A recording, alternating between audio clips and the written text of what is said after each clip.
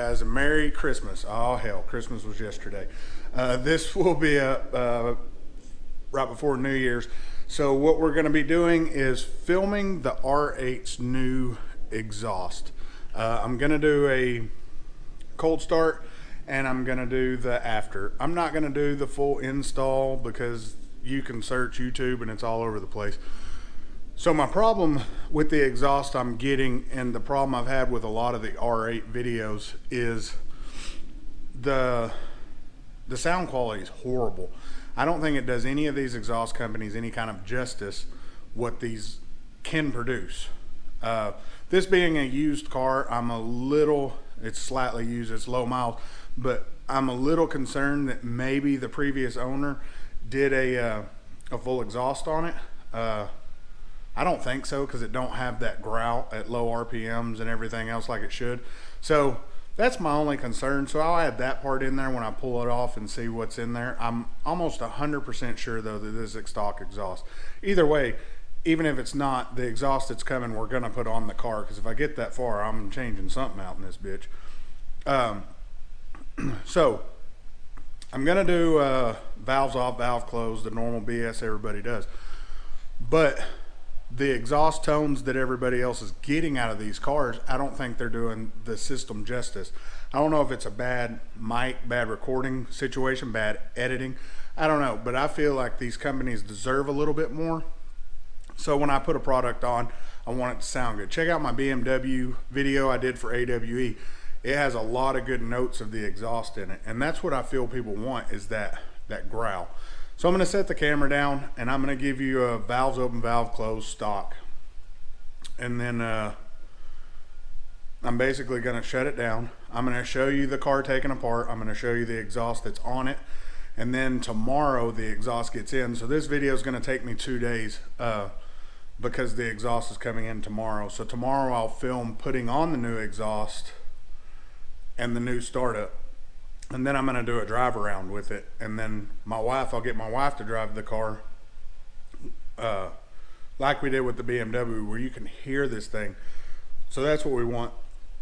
We also got the wrap coming. That'll be after this video. I wasn't going to change the wheels, but I ended up going with a new set of wheels and new tires, some Vorsteiners. I'm pretty excited about them. They're going to match the wrap great. And then we went wider with a wider tire. It's a 325/25/21. So it's going to be meaty. It's going to be a beast. So here we go, guys. Oh, and the car's dirty as hell, so my bad.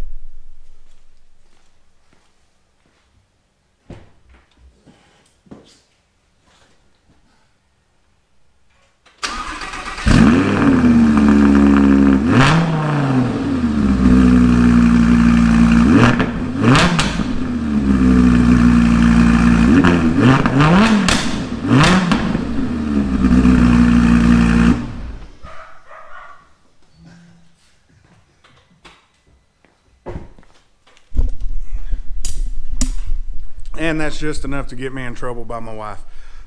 So you heard it had a little bit of pops and bangs, but we're going to get a lot more out of it.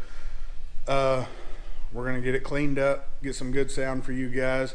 So right now I'm going to get it jacked up in the air and start working on this thing. From everything I've seen, it takes a little bit to get it tore apart. Make sure you tape your edges. Be careful pulling things apart. And if you're a professional, you know all this. If you're in garage DIY guy, be careful. The cars ain't cheap, so repairing them isn't cheap. So just remember that. Thanks, guys. All right, guys, so here we are. We got the exhaust off. And I just want to take a minute to look at all the beauty Audi has right here. That's a V10. Stuck in that little bitty spot. Transmission, V10 exhaust. It did have the stock exhaust on there, so that's good.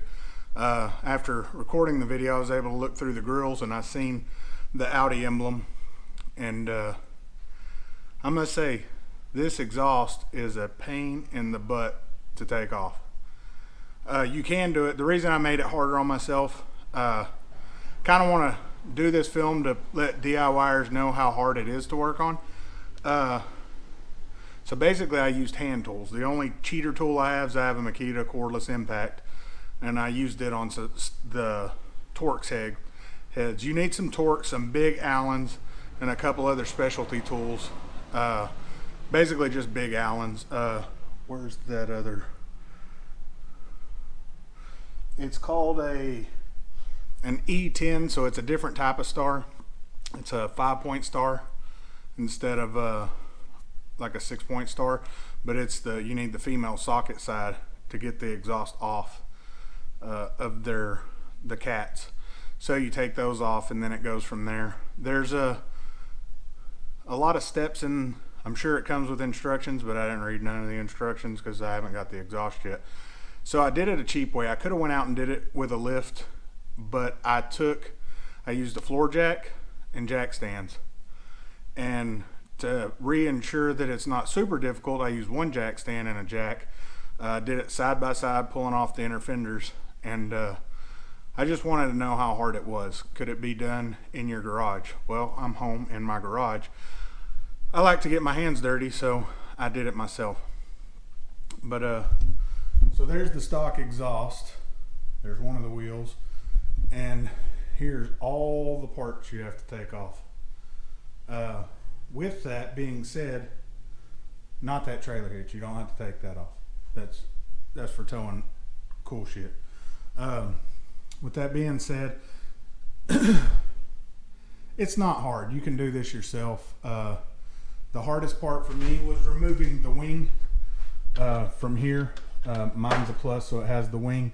And to pull the wing out, you need an Allen that shoots back here and loosens the wing, and you pull these brackets out right here. I'm not going to get into that, but if you ever go to taking yours apart, you look in here, there's a silver Allen right inside here. Matter of fact, I can show you.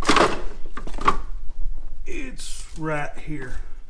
That's what you have to loosen to get this section out. And no, these aren't scratches on the carbon. But I just want to take a minute. Look at that. I mean, that's amazing. So a funny joke. We build a lot of SEMA stuff. My buddy owns Fat Fabs, and he does a ton of SEMA builds. And the going joke in the mini truck and SEMA community is mini trucker straps. What those are is zip ties. If I remember, I'm gonna add the attachment, but I messaged an Audi tech and I asked him, I said, hey, why the hell are there so many zip ties on these cars? And he said, simple, they're lighter. So this is a supercar.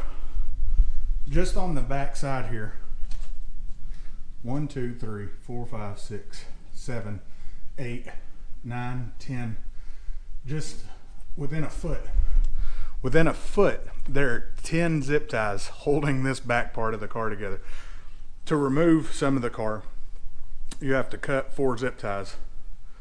One's on the headlight, 2 on the intake. I can't remember where the other one is. I guess I'll find that one when I put it back together. But it was really funny to me because these are trucks that start anywhere from $40,000 to $100,000, and then people spend anywhere from $40,000, $50,000 to $100,000, and my buddy goes out of his way to tap, screw, and secure everything because he's tired of the reputation of mini trucker straps. And I'm taking apart almost a $250,000 car, and there's zip ties everywhere. I mean, all over this car. It's just zip tie, zip tie, zip tie. Heck, look right there. Zip tie, zip tie, zip tie. They're just everywhere. But that's pretty neat. Okay, guys, that's enough rambling on again. Next time you see it, I'll have the Capristo exhaust installed, and I'll take some pictures. I'll take a video of the stock exhaust sitting beside the Capristo exhaust. You can search. There's plenty of stuff out there on it. So there you go, guys. So here we go. We got the Capristo exhaust in, or Capristo. Still not quite sure how you say that. Look at the difference on these.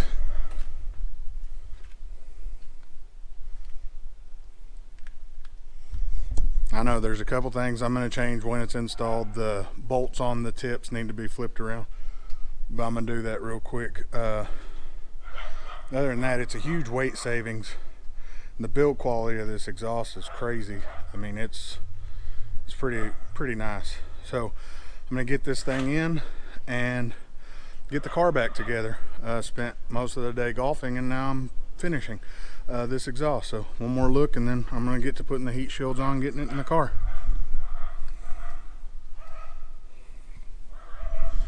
And that in the background is my dogs, mad as hell because they can't be out here working. So we'll see you guys here in just a few. And TV land, peace. So I just finished the install on the exhaust, putting the car back together. You guys are gonna hear it the first time like I am. We're either gonna be really happy or really disappointed. I will say this on the exhaust, I am disappointed. The thing is beautiful looking, and you got to cover it up, so that's kind of sad, but that's the only disappointment so far. I added BMC filters while I was in there taking stuff apart, which made it the install a little bit easier because I had the air intakes off, the air boxes, and so I added the BMC filters to it. I still have to debadge it and take the clear bra off for the wrap that's getting put on it in a week and a half, but I'm going to do a cold start first time. Fingers crossed, guys. Let's hope it sounds good.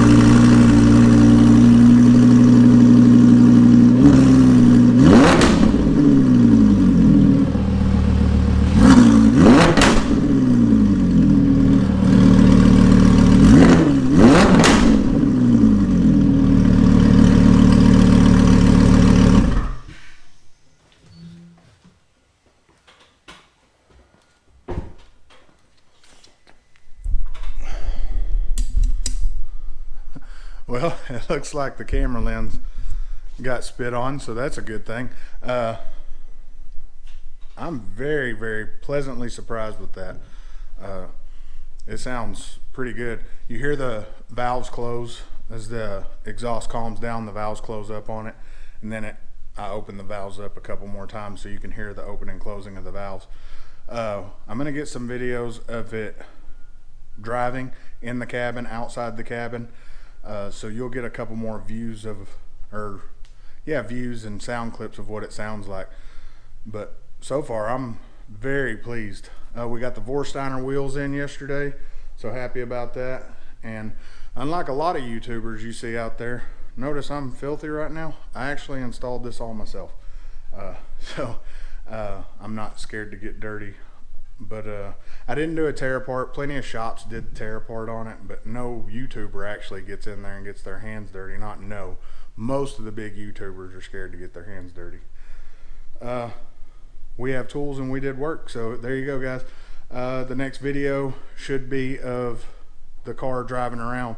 This video is wrapped up. Thanks for watching.